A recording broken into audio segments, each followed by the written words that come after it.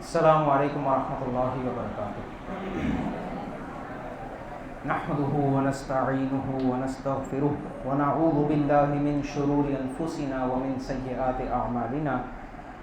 اعوذ باللہ من الشیطان الرجیم، بسم اللہ الرحمن الرحیم۔ فلا اقسم بما تبصرون وما لا تبصرون إنه لقول رسول كريم وما هو بقول شاعر قليلا ما تؤمنون ولا بقول كاهن قليلا ما تذكرون تنزيل من رب العالمين ولو تقول علينا بعض الأقاويل لأخذنا منه باليمين ثم لقطعنا منه الوتين فما منكم من أحد عنه حاجزين وإنه لتذكرة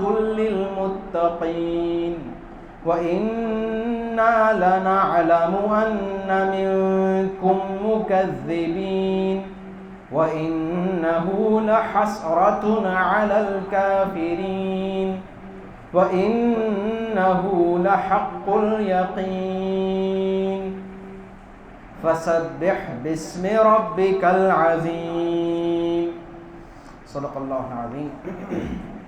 رب اشرح لی صدری ویسر لی امری واحلل عقدۃ من لسانی یفقہوا قولی، آمین یا رب العالمین۔ آج انشاءاللہ ہم سورۃ الحاقہ پڑھ رہے ہیں اور اس کا دوسرا رکوع ہم نے آج پڑھنا ہے۔ سورۃ الحاقہ میں اللہ سبحانہ و تعالیٰ نے پچھلی قوموں کا ذکر فرمایا۔ سورت کا آغاز کیسے ہوا؟ الحاقہ ملحاقہ وما ادراک ملحاقہ، وہ حقیقت کیا ہے؟ وہ حقیقت۔ اس کے بعد اللہ نے فرمایا کہ اس کو جھٹلایا تھا قوم سمود نے بھی، قوم عاد نے بھی اور دوسری قوموں نے بھی، ان سب کو اللہ نے ہلاک کر دیا۔ اس کے بعد پھر اللہ تعالیٰ نے بیان فرمایا کہ جب سور پھونکا جائے گا تمام لوگ حاضر ہوں گے، پھر لوگوں کو نامہ اعمال اگر سیدھے ہاتھ میں دیا جائے گا تو وہ جنت کی طرف جائیں گے، اور الٹے ہاتھ میں دیا جائے گا تو انہیں کہا جائے گا جہنم میں ڈال دیا جائے گا۔ آج انشاءاللہ ہم پھر دوسرے رکوع میں پڑھ رہے ہیں کہ اللہ سبحانہ و تعالیٰ نے ایمان لانے کی دعوت دی ہے۔ یہ جو دین ہے، یہ جو پیغام ہے، پیغام کیا ہے؟ رسول کا مطلب ہوتا ہے پیغام پہنچانے والا۔ تو محمد رسول اللہ صلی اللہ علیہ وسلم نے ہمیں کیا پیغام پہنچایا ہے؟ قرآن حکیم، جس کا خلاصہ یہ ہے کہ مرنے کے بعد ہمیں حساب کتاب دینا ہے، تو اس پر ایمان لانے کی دعوت ہے۔ فرمایا فلا اقسم بما تبصرون وما لا تبصرون انہ لقول رسول کریم، کہ نہیں بلکہ میں قسم کھاتا ہوں اس کی جو تم دیکھتے ہو۔ فلا اقسم، نہیں میں قسم کھاتا ہوں، بما تبصرون، اس کی کہ جو تم دیکھتے ہو۔ یہ بیچ میں جگہ کیوں خالی چھوڑی ہے؟ اچھا تو کسی کو تو بیٹھنا پڑے گا۔ آ جائیں، آگے آ جائیں، یہاں تک آ جائیں۔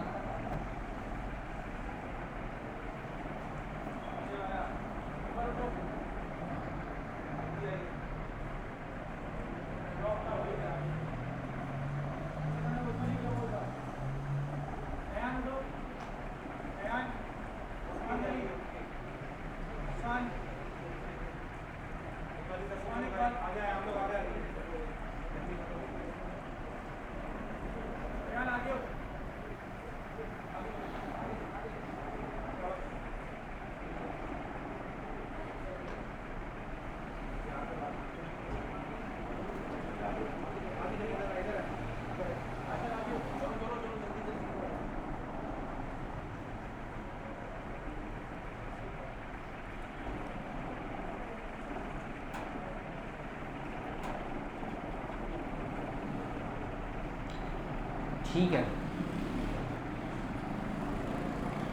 اعوذ باللہ من الشیطان الرجیم، بسم اللہ الرحمن الرحیم. سورۃ الحاقہ کا دوسرا رکوع اس طرح شروع ہو رہا ہے، فلا اقسم بما تبصرون، نہیں بلکہ میں قسم کھاتا ہوں اس چیز کی جو تم دیکھتے ہو، وما لا تبصرون، اور اس چیز کی جو تم نہیں دیکھتے. انہ لقول رسول کریم، کہ بے شک یہ ہے قول ایک بہت عزت دار پیغمبر کا. قول مطلب پیغمبر کا قول، یعنی قرآن حکیم اللہ کا کلام ہے کہ جو اللہ نے جبریل علیہ السلام کو دیا، اور جبریل علیہ السلام نے رسول اللہ صلی اللہ علیہ وسلم کو دیا، اور پھر آپ صلی اللہ علیہ وسلم نے لوگوں کو دیا. تو جب جبریل علیہ السلام یہ قرآن اللہ سے لے کر رسول اللہ صلی اللہ علیہ وسلم کو سنا رہے ہیں، اس وقت اللہ نے فرمایا کہ یہ قول جبریل ہے. ایسے جیسے ہم کسی کا کلام پڑھ کے سناتے ہیں، جیسے علامہ اقبال کا کوئی شعر پڑھے تو وہ جس کی زبان سے نکل رہا ہوتا ہے اس کا قول کہلاتا ہے. تو قرآن ویسے اللہ کا کلام ہے، لیکن کیونکہ جبریل علیہ السلام بیان کر رہے ہیں تو اسے قول جبریل کہیں گے. اللہ کا کلام جبریل علیہ السلام نے بیان کیا. تو اللہ تعالیٰ اب یہاں پہ یہ بیان فرما رہے ہیں کہ یہ جو قرآن ہے یہ کس نے نازل کیا ہے؟ اللہ نے. کس کے ذریعے؟ جبریل علیہ السلام. اس آیت میں اصل میں جبریل علیہ السلام کا ذکر ہے. انہ لقول رسول کریم، کہ یہ قول ہے رسول کریم کا. رسول کہتے ہیں پیغام پہنچانے والا. تو جبریل علیہ السلام کو بھی رسول کہا گیا ہے قرآن میں، اور رسول اللہ صلی اللہ علیہ وسلم کو بھی رسول کہا گیا ہے. جیسے کہ سورہ حج کے آخری رکوع میں اللہ تعالیٰ نے بیان فرمایا کہ اللہ تعالیٰ فرشتوں میں سے بھی پیغام پہنچانے والے کو چنتا ہے، اور انسانوں میں سے بھی. انسانوں میں سے جس کو چنا جاتا ہے اسے ہم کہتے ہیں رسول، پیغمبر. فرشتوں میں سے جس کو چنا جاتا ہے اس کے لیے بھی لفظ رسول ہی آتا ہے. تو یہاں پر اللہ تعالیٰ بیان فرما رہے ہیں کہ میں قسم کھاتا ہوں ان چیزوں کی جو تم دیکھتے ہو اور ان چیزوں کی جو تم نہیں دیکھتے، کہ یہ قرآن پہنچایا گیا ہے ایک بہت باعزت اکرام والے رسول، رسول کریم، بہت باعزت رسول، یعنی کہ جبریل علیہ السلام. وما هو بقول شاعر، یہ کسی شاعر کا قول نہیں. قلیلا ما تؤمنون، بہت ہی کم ہے جو تم ایمان لاتے ہو. ولا بقول کاہن، اور نہیں ہے یہ کسی کاہن کا قول. قلیلا ما تذکرون، بہت کم ہے جو تم نصیحت حاصل کرتے ہو. تنزیل من رب العالمین، یہ تو نازل شدہ ہے اس رب کی طرف سے جو سارے جہان کا رب ہے. تو یہاں پہ ایک بات مکمل ہوئی ہے جس کو سمجھنا ہے. ہمیں سمجھنے کے لیے تھوڑا سوچنا پڑے گا کہ کیا بات ہو رہی ہے. اللہ تعالیٰ کس سے بات کر رہے ہیں؟ مشرکین مکہ سے ابتدائی طور پر، کہ میں قسم کھاتا ہوں ان چیزوں کی جو تم دیکھتے ہو. ہم کیا دیکھتے ہیں؟ جو کچھ بھی ہم دیکھتے ہیں ساری دنیا. مشرکین مکہ رسول اللہ صلی اللہ علیہ وسلم کو بھی دیکھ رہے تھے کہ ایک شخص ہے وہ مکے میں لوگوں کو قرآن سنا رہا ہے، دین کی دعوت دے رہا ہے. یہ وہ چیز ہے جو نظر آ رہی ہے. ایک انسان لوگوں کو ایک کلام سنا رہا ہے اور دین کی دعوت دے رہا ہے. اور ایک وہ چیز تھی جو لوگوں کو نظر نہیں آ رہی تھی. وہ کیا تھی؟ کہ جبریل علیہ السلام یہ پیغام لے کر آئے.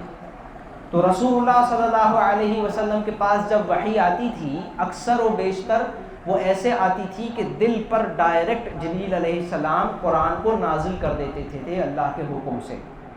اور ظاہر سی بات ہے کہ وہ کسی کو نظر نہیں آتے.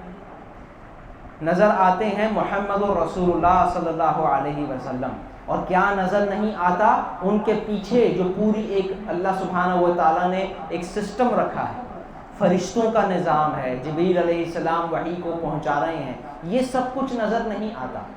تو ہم کیا کر رہے ہیں؟ ہم نظر آنے والی چیز کو تو لے رہے ہیں، مگر جو چیز نظر نہیں آ رہی اس پہ ڈاؤٹ کر رہے ہیں. اللہ تعالیٰ نے فرمایا کہ نہیں، میں قسم کھاتا ہوں اس چیز کی جو تم دیکھتے ہو اور اس چیز کی جو تم نہیں دیکھتے، کہ یہ قرآن ایک بہت باعزت فرشتہ لے کر آیا ہے. انہ لقول رسول کریم. ویسے آپ غور کریں کہ میں اور آپ ایسی چیزوں پر ایمان رکھتے ہیں جو ہم نے کبھی دیکھی بھی نہیں. جیسے کہ ہم پڑھتے ہیں الیکٹرانز اور ایٹمز اور سیلز کے اندر کیا کچھ ہوتا ہے، یا ہم کہتے ہیں بھئی فلاں وائرس آیا ہوا ہے، فلاں بیکٹیریا آیا ہوا ہے، لیکن ہم میں سے آج تک کبھی کسی نے یہ چیزیں نہیں دیکھی، ایسے ہی ہے، لیکن پھر بھی ہم ان چیزوں کو کیوں مانتے ہیں؟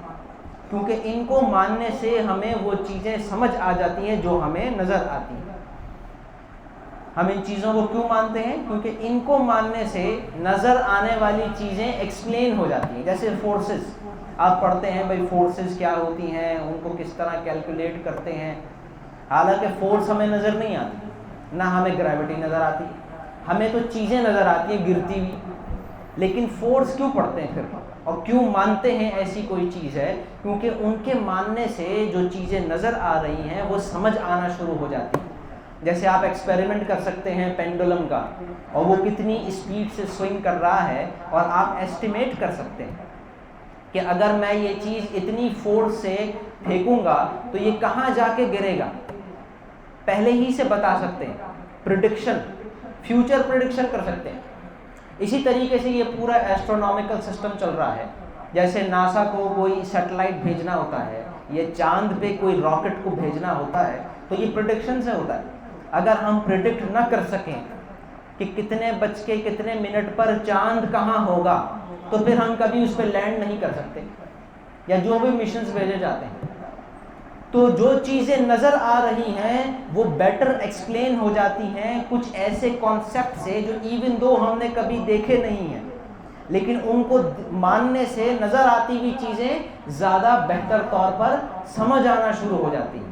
اسی طریقے سے ہماری باڈی کی بہت ساری چیزیں ہیں، اسی طریقے سے سائیکولوجیکل بہت ساری چیزیں ہیں، اسی طریقے سے پورا دین ہے۔ کچھ چیزیں ہیں جو ہمیں نظر آئیں گی، کچھ چیزیں ہیں جو نظر نہیں آئیں گی۔ جیسے نماز پڑھتے ہوئے لوگ نظر آئیں گے اور فرشتے نظر نہیں آئیں گے، کہ جو نمازیوں کا حساب کتاب لکھتے ہیں، ان کا ریوارڈ لکھتے ہیں۔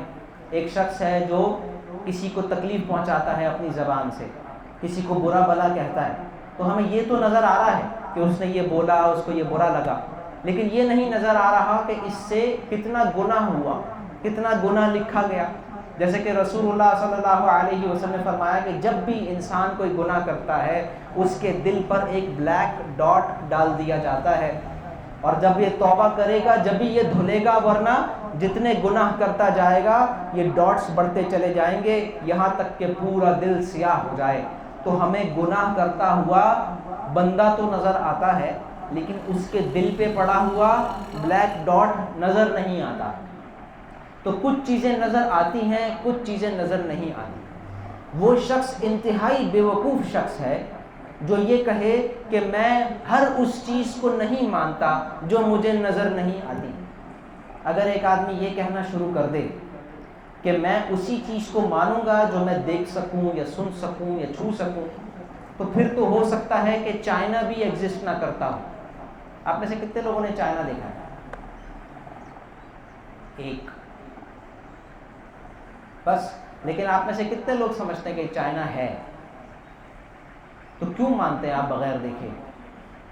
اس لیے کیونکہ یہ نارمل عقل مندی کی بات ہے، اور یہ انتہائی بیوقوفانہ سوچ ہے کہ جب تک نظر نہیں آئے گا مانوں گا نہیں۔ آدمی دیگر چیزوں سے لاجیکلی چیزوں کو دیکھ رہا ہوتا ہے، اور یہی اعتراض اس وقت رسول اللہ صلی اللہ علیہ وسلم پر کیا جا رہا تھا کہ ہمیں تو کوئی فرشتہ آتا ہوا نظر نہیں آتا، اور یہی اعتراض آج بھی کیا جاتا ہے کہ نہ ہمیں قبر میں ہوتا ہوا عذاب نظر آتا ہے، نہ کندھوں پر بیٹھے ہوئے فرشتے نظر آتے ہیں، نہ دل پہ پڑے ہوئے کالے نقطے نظر آتے ہیں، نہ اللہ نظر آتا ہے، نہ جنت جہنم نظر آتی ہے، لہٰذا ہم نہیں مانیں گے۔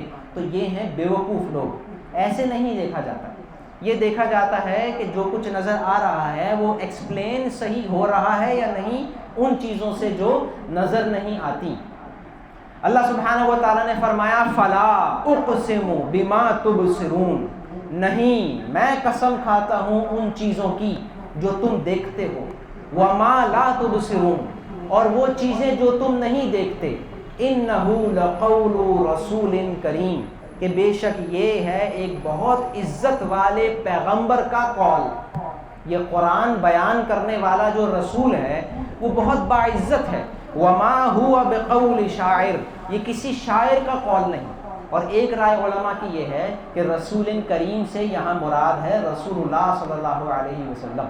جیسے ذکر ہوا کہ لفظ رسول قرآن میں دونوں کے لیے استعمال ہوا ہے، محمد الرسول اللہ صلی اللہ علیہ وسلم کے لیے بھی اور جبریل علیہ السلام کے لیے، کیونکہ رسول کا مطلب ہوتا ہے پیغام پہنچانے والا.